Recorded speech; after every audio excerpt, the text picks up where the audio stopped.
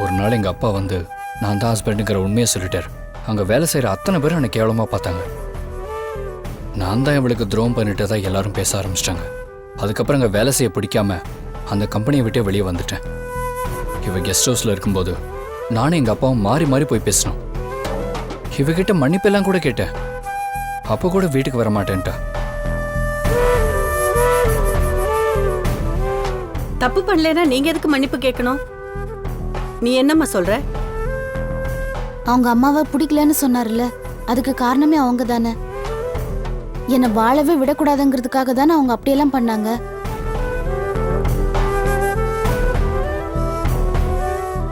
என்னோட கையெழுத்து போலியா போட்டு நான் அனுப்புனதா சொல்லி இவருக்கு விவாகரத்து நோட்டீஸ் அனுப்புனாங்க. அந்த உண்மை தெரிஞ்சும் கூட இவர் அவங்க அம்மாவை கண்டிக்கல இல்ல. நாங்க 2 பேரும் ஒருத்தர் விரும்பிதான் கல்யாணம் பண்ணிக்கிட்டோம். அது நடத்த கூட விடாம நிறைய பிரச்சனை பண்ணாங்க. என் ஜாதகம் சரியில்லைன்னு சொல்லி ஜோசியர்கிட்ட பொய் சொல்ல சொன்னாங்க. கடைசியில யாருக்கும் தெரியாம தான் என் அக்கா எங்க கல்யாணத்தை நடத்தி வச்சாங்க. அவங்க பார்த்த பொண்ண இவர் கல்யாணம் பண்ணிக்கல. அதுக்காக தான் என்ன பிரிக்க திட்டம் போட்டாங்க.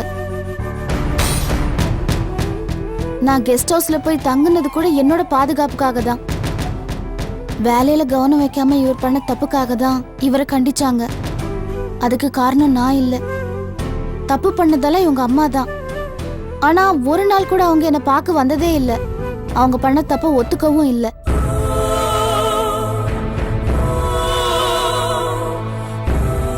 அந்த வீட்டுக்கு போய் மறுபடியும் என்னால வாழ முடியாது.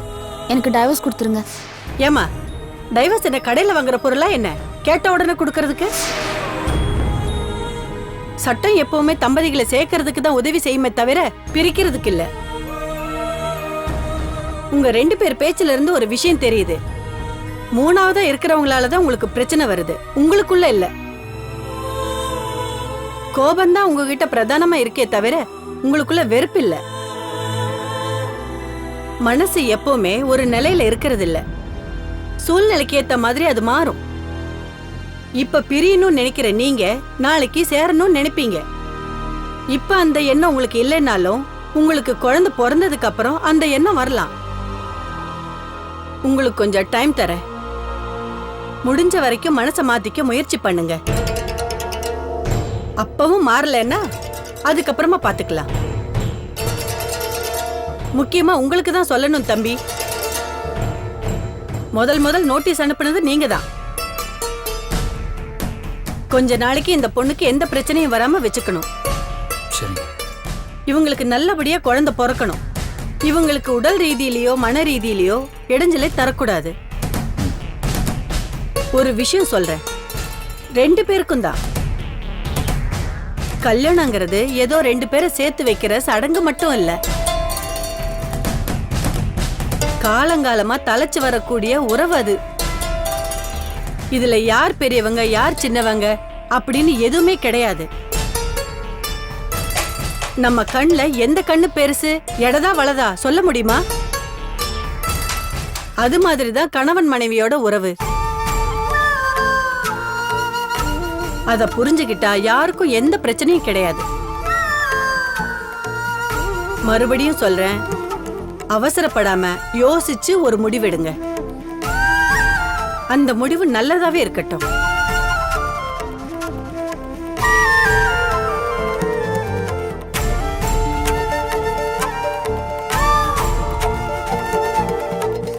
இப்ப நீங்க போலாம்.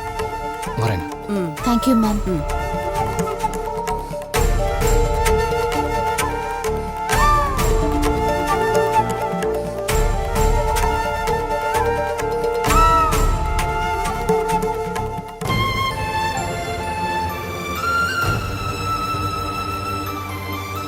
சௌந்தர்யா, என்னங்க 10 நிமிஷத்துல வரேன்னு சொல்லிட்டு இவ்ளோ லேட்டா வரீங்க?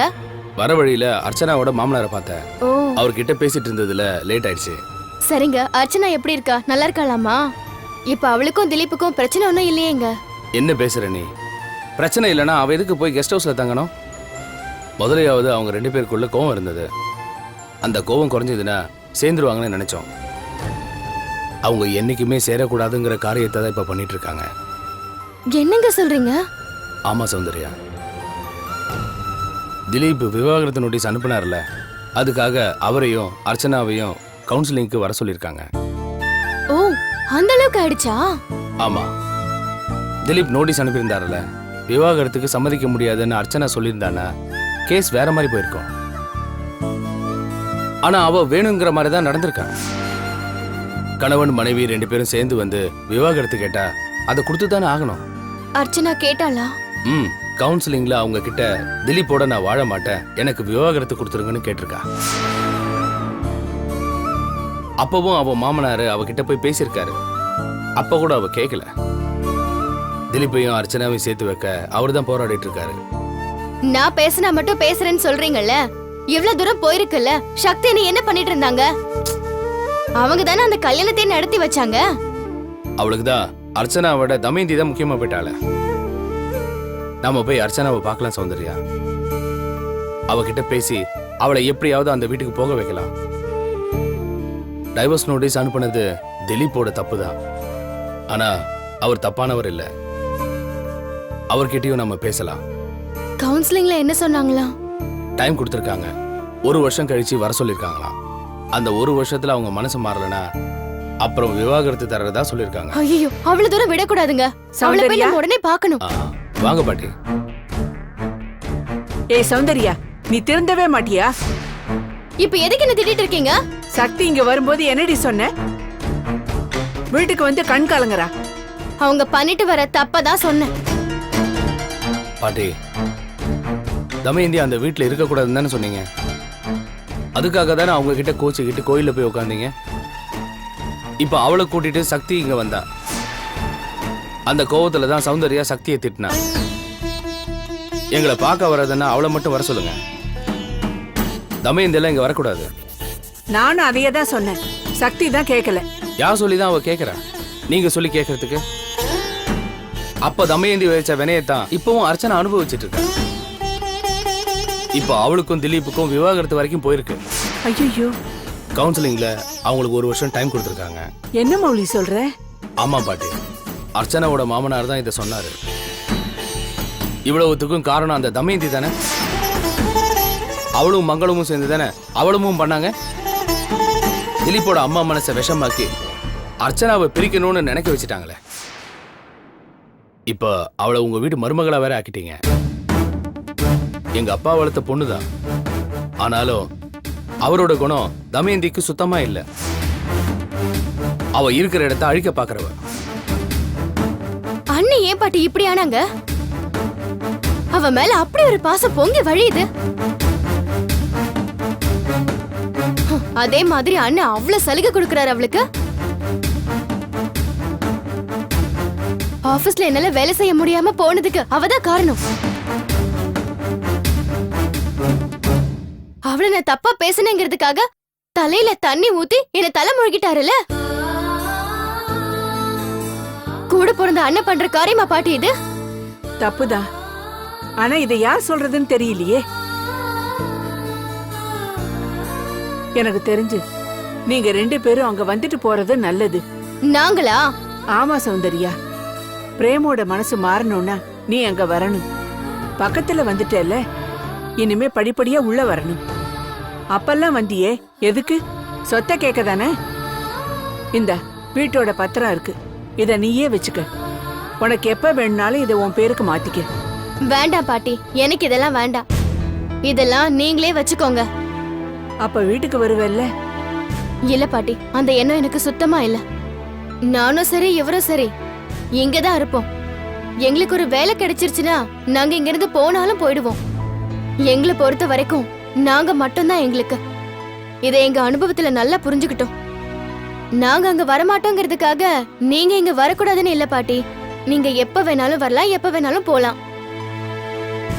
சரிடி, உன் மனசு மாறுறதுக்கு இன்னும் நான் காத்துட்டு இருக்கணும் போல இருக்கு. சரி, நான் வரேன். மௌலி, நான் வரேன்ப்பா.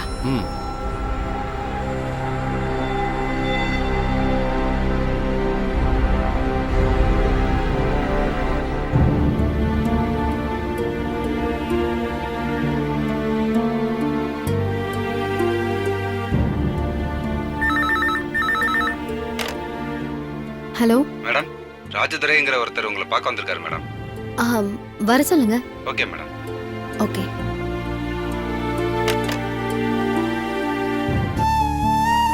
சக்தி, வாங்க மாமா, உட்காருங்க. நல்லா இருக்கியாம்மா? நல்லா இருக்கேன் மாமா. சொல்லுங்க மாமா, என்ன விஷயம்? அர்ச்சனா விஷயம் உனக்கு தெரியும்னு நினைக்கிறேன். தெரியும் மாமா. 2 பேரையும் கவுன்சிலிங் கூப்பிட்டு இருந்தாங்க. 1 வருஷம் டைம் கொடுத்திருக்காங்க. அதுக்குள்ள 2 பேரோட மனசு மாறலன்னா விவாகரத்து கொடுக்கறதா சொல்லியிருக்காங்க. பேசி தீர்க்க வேண்டிய பிரச்சனையை பேசாம விட்டதாலதான் இப்போ கோர்ட்டு படிக்கட்டு வர ஏற வேண்டியதாயிடுச்சுமா. திலீப் எதுக்கு மாமா விவாகரத்து நோட்டீஸ் அனுப்புனாரு? அன்னைக்கு நீங்க வந்து என்கிட்ட பேசும்போது கூட நான் உங்ககிட்ட அவ்வளவு தூரம் சொன்னேனே. திலீப் உங்க கூட தானே இருக்காரு, நீங்க அவர்கிட்ட பேசிருக்கலாமே மாமா. ஆரம்பத்துல இருந்து நானும் எல்லாத்தையும் பார்த்துட்டு இருக்கேன் மாமா. ஒவ்வொரு பிரச்சனைக்கும் காரணம் உங்க வீட்ல இருந்து ஆரம்பிக்குது. ஒண்ணு திலீப் ஆரம்பிப்பாரு, அப்படி இல்லைன்னா அவங்க அம்மா பண்ணுவாங்க. இப்படியெல்லாம் தானே நடந்துகிட்டு இருக்கு. அவ கர்ப்பிணின்னு கூட பார்க்காம ஏன் அவ்வளவு கஷ்டப்படுத்துறீங்க மாமா? இதெல்லாம் நியாயமா நீங்க சொல்லுங்க? நியாயம் இல்லதாமா, அவங்க பண்றது தப்புதான். ஆனா அந்த தப்பு உணர்ற மாதிரி தான் ஏதாவது பண்ணணுமே தவிர அவங்க மாதிரி அர்ச்சனாவும் பண்ணக்கூடாதுல்ல. இப்ப வேலைக்கு போகணுங்கிற அவசியம் என்னமா இருக்கு? அப்படி என்ன குடும்பத்துல வருமே? சரி, வேலைக்கே போறதுனாலும் திலீப்போட ஆபீஸ்க்கு எதுக்கு வேலைக்கு போகணும்? வேற ஏதாவது ஆபீஸ்க்கு போலாம்ல. நல்லா யோசிச்சு பாருமா. புருஷன் வேலை செய்யற கம்பெனிக்கு பொண்டாட்டியும் வேலைக்கு போறா. ஆனா அவன் தான் புருஷங்கிறத அவ காமிச்சுக்கல. திலீப்பால எப்படிமா அங்க வேலை செய்ய முடியும்? இன்னொரு விஷயம் சொல்ற சக்தி, திலீப் ஒரு குடும்பக்காரனாவே அவங்க ஆபீஸ்ல நினைச்சுக்கிட்டு இருக்காங்கம்மா. அதுக்காக அங்க வேலை செய்யற ஒருத்தன் திலீப் மேல ஒரு பழிய போட்டு அவனை மாட்ட வச்சிருக்காமா. இப்ப அவன் பாத்துக்கிட்டு இருந்த வேலையும் போச்சுமா. அதே மாதிரிதான் கெஸ்ட் ஹவுஸ்ல போய் தங்கினதும் எவ்வளவு தடவை போய் கூப்பிட்டும் அவ வரமாட்டேன்ட்டாலே.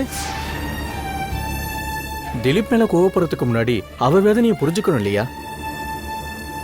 கோர்ட்டுக்கு போறதுக்கு முன்னாடி கூட அர்ச்சனா கிட்ட பேசணும்மா. தயவு செஞ்சு விவாகரத்துக்கெல்லாம் ஒத்துக்காத, சேர்ந்து வாழறன்னு சொல்லுன்னு அவளுக்கு புத்திமதி தான் சொன்னேன். ஆனா கேட்டாளா? திலீப் மேலேயும் லட்சுமி மேலேயும் தப்பு சொல்லி இனிமே திலீப்போட வாழவே முடியாதுன்னு சொல்லிட்டாமா. அப்போ விவாகரத்து வேணும்னு அவளும் நினைக்கிறான்னு தானே அர்த்தம்? இல்ல மாமா, அவளும் அப்படி நினைக்கிறவ இல்ல. திலீப் மேல இருக்கிற கோவத்துல தான் அப்படி சொல்லியிருப்பா. சக்தி, அவ பேசினது உங்ககிட்டயோ என்கிட்டயோ இல்லம்மா, ஜட்ஜு கிட்ட. ஆனா ஜட்ஜி என்ன தெரியுமா சொன்னாங்க? ஒருத்தருக்கு ஒருத்தர் புரிஞ்சுக்கிறதுக்கு 1 வருஷம் டைம் கொடுத்திருக்காங்க, அப்புறமா வர சொல்லிருக்காங்கம்மா. நிஜமாவே ஒருத்தர் ஒருத்தர் வெறுக்கிற மாதிரி இருந்தா நானே அவங்கள பிரிஞ்சு வாழ சொல்லிருப்பேம்மா. ஆனா அவங்க அப்படி இல்லம்மா. அர்ச்சனாவுக்கு இருக்கிற பாசத்தை விட திலீப் அவ மேல அதிகமான பாசத்தை வச்சிருக்காமா. சக்தி, நான் சொல்றேன்னு தப்பா நினைச்சுக்காதம்மா. திலீப் மேல தப்பு இருக்கு, அர்ச்சனா மேல தப்பு இருக்குன்னு அவங்களதான் நம்ம குறை சொல்லிக்கிட்டு இருக்கோம். ஆனா அதுக்கான தீர்வை நாம தேடுறதே இல்ல. திலீப் அர்ச்சனா கல்யாணத்தை நீதாமா நடத்தி வச்ச, ஆனா அந்த கல்யாணத்துக்கு நான் கூட வரல.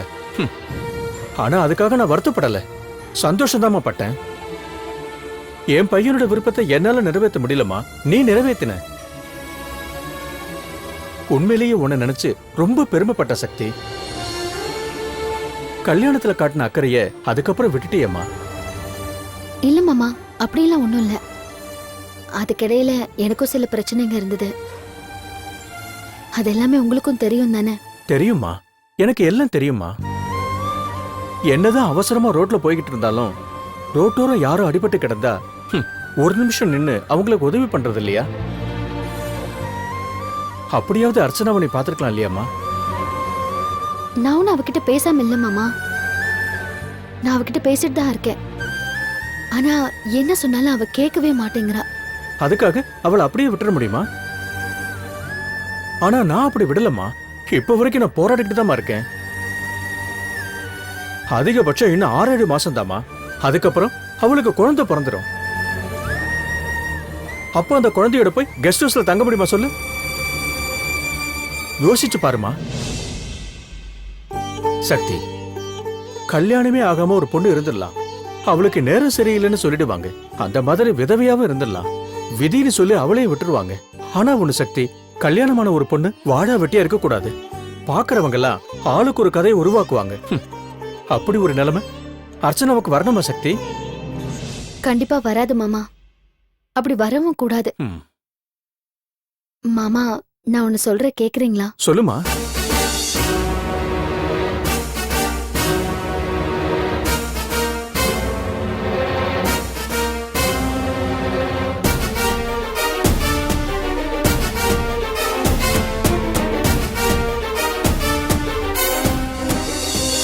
இப்போ நான் சொன்னதெல்லாம் உங்களுக்கு புரிஞ்சிருச்சுல மாமா? நல்லா புரிஞ்சுதுமா, நல்லா புரிஞ்சுது.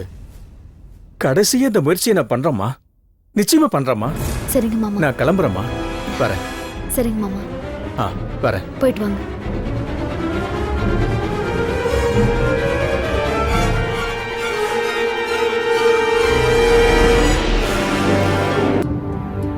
செல்ல குட்டி, சமத்தா உட்காந்துரு, பாட்டி குக்கர் ஆஃப் பண்ணிட்டு வந்துடுறேன்.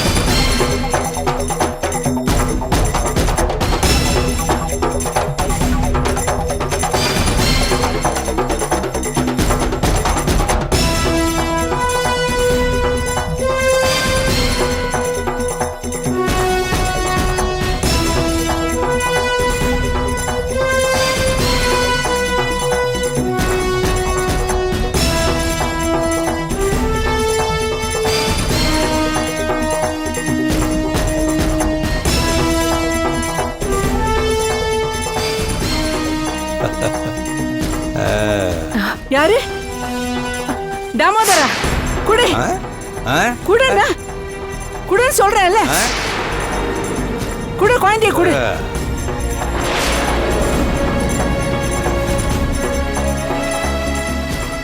என்ன வேணும் உங்களுக்கு? என்னடா இது, ரொம்ப நாளைக்கு அப்புறம் வீட்டுக்கு வந்திருக்கேன், என்ன வேணும்னு கேக்குற? இது வரைக்கும் நான் கேட்டுன்னு என்ன கொடுத்துருக்க? நான் இந்த வீட்டுல தங்கணும்னு சொன்னேன், ஆனா தங்கவே கூடாதுன்னு உன் பொண்டாட்டி இந்த வீட்டு மருமக போர்க்கொடி தூக்குனா. என் பொண்ணு உருவாக்கின ஆபீஸ் கிட்ட திருப்பி குடுறான்னு கேட்டேன், ஆனா இந்த வீட்டுல யாருமே எதுவுமே தெரியாதது போல ஆக்ட் பண்ணீங்க. இப்ப நீ வந்து என்கிட்ட கேக்குற என்ன வேணும்னு. நான் கேட்டதுக்கான அர்த்தம் அது இல்ல. உங்களுக்கு இங்க வரத்துக்கான தேவை என்ன இருக்குன்னு தான். ரொம்ப விவரமா சொல்லிட்டாராமாப்பா. ஏண்டா, நீயும் உன் பொண்டாட்டியுமா சேர்ந்து தானே என் மேலையும் என் பொண்ணு மேலையும் கேஸ் போட்டீங்க. அந்த கேஸை வாபஸ் வாங்குங்க, நாங்க 2 பேரும் நிரந்தரமா வெளியில வந்துருவோம்னு சொல்றேன். வந்து மறுபடியும் எங்க உயிரை தானே எடுப்ப? உன் பொண்ணு இல்லாத நாள் தான் எங்களுக்கு நிம்மதியான நாள். அப்படியா? இவ்வளவு நாள் நீங்க நிம்மதியா இருந்தீங்க? ஆமா. ஐயோ, ஆனா உங்களுக்காகலாம் கஷ்டப்பட்டு உங்களுக்காக உயிரை விட்ட என் பொண்ணு ஜெயில கஷ்டப்பட்டு இருக்காளே. அதுக்கு நாங்க என்ன பண்றது? அது அவளோட தலையெழுத்து. இளவரசி மாதிரி தானே இந்த வீட்டுல சுத்திக்கிட்டு இருந்தா. அவளுக்கு யாராவது ஏதாவது குறை வச்சோமா? அதையெல்லாம் நினைச்சு பார்த்தாளா? இந்த வீட்டோட மருமக சக்தி, இவ வாழ்க்கையே நாசம் பண்ண பார்த்தாளே. என் பொண்ணு உங்க மருமக வாழ்க்கையை நாசம் பண்ண பார்த்தாளா? வாயில தான் வந்துட போகுது. உங்க மருமக தான் என் பொண்ணு வாழ்க்கையை நாசம் பண்ணிட்டு அவளோட வாழ்க்கையை தட்டி விட்டு உள்ள வந்தவ. யாருடைய வாழ்க்கையை தட்டி விடணுங்கிற ஆசை எனக்கு கிடையாது. சக்திமா, உனக்கு சின்னதா சிம்பிளா ஒரு கதை சொல்றேன். நாம கார்ல வேகமா போயிட்டு இருக்கோம்னு வச்சுக்கோயேன். நாம போற வேகத்துல யாராவது குறுக்க வந்தா அடிச்சு தூக்கி போட்டு போயிட்டே இருக்கோம். ஆனா விழுந்தவனுக்கு அடிபட்டுச்சா, கால் போச்சா, கை போச்சா, இல்ல உயிரே போச்சான்னு நாம நினைக்கிறதே கிடையாது. அந்த நேரத்துல வேணா அதை பத்தி கொஞ்சம் சிந்திப்போம். ஆனா வீட்டுக்கு போனதுக்கு அப்புறம் சுத்தமா எல்லாத்தையும் மறந்துடுவோம். அப்படி பிரேமுக்காக காத்திருந்தவதான் என் பொண்ணு ரேஷ்மி. உங்க கல்யாணங்கிற கார் வந்து அவளை தட்டி விட்டு போயிடுச்சு. இத பக்கத்துல உட்கார்ந்து இருந்த உனக்கு வேணா தெரியாம இருக்கலாம், ஆனா காரை ஓட்டின இந்த பிரேமுக்கு கண்டிப்பா தெரிஞ்சிருக்கும். அந்த நேரத்துல அதை பத்தி நினைச்சானா இல்லையான்னு தெரியல, ஆனா சுத்தமா அவளை மறந்துட்டான். அடிபட்டு மனசு புண்ணாகி உருவான குழந்தைய கலைச்சிட்டு கட்டின புருஷனும் கைவிட்டு அதுக்கப்புறமும் மாமா மாமான்னு இவனையே சுத்தி சுத்தி திரிஞ்சாலே என் பொண்ணு. அதெல்லாம் உனக்கு தெரியாதுமா. நீ வந்த நாள்ல இருந்தா உனக்கு தெரியும், ஆனா உனக்கு முன்னால பெரிய பிளாஷ்பேக்கே இருக்கு. மாமா, முடிஞ்சு போன கதையை பத்தி பேசி இப்ப பிரயோஜனமே இல்ல. புதுசா வந்து பேசலாங்கறியா பைத்தியக்காரன். மாமா இருங்க, அவளாதானே அபார்ஷன் பண்ணிட்டு போனா, அதே மாதிரி என்ன வேணான்னு சொல்லி டைவர்ஸ் கேட்டு வாங்கினதும் அவதானே. நீ சரியா இருந்தா அவ ஏன்டா அப்படி பண்ண போறா? என்னது? அன்பால கொடூரமானவங்களை கூட திருத்த முடியும்டா. ஜெயிலுக்கு போயிருந்தேனே, அங்க வெளியில இருந்து வந்த எத்தனையோ பேர் அன்பா இருந்தாங்க. அவங்க காட்டின அன்புல அங்க இருந்த கொலைகாரனும் கொள்ளைக்காரனும் கூட மனசு திருந்துனாங்க. அந்த அன்பை நீ ரேஷ்மி மேல காட்டியிருந்தா அவ உன் கூடயே இருந்திருப்பா, நல்லபடியா இருந்திருப்பா. நீ என்ன பண்ண? அவளை விட்டு ஓடி போன. அவளும் நீ வேண்டாதவன்னு உன்னை வெட்டி விட பார்த்தா. இத பாரு தாமோதர, பழைய கதையெல்லாம் இப்ப வேண்டாம். தயவு செஞ்சு நீ இங்க இருந்து வெளியே போ, எப்பவும் இங்க வராத. பாட்டி கொஞ்சம் சும்மா இருங்க. யார் இவரு? இவர்கிட்ட நீங்க ஏன் கெஞ்சணும்? ஹலோ, மரியாதையா இப்ப நீங்க வெளியே போறீங்களா இல்ல போலீஸ கூப்பிடவா? Very good. என்ன மிரட்டுறியா?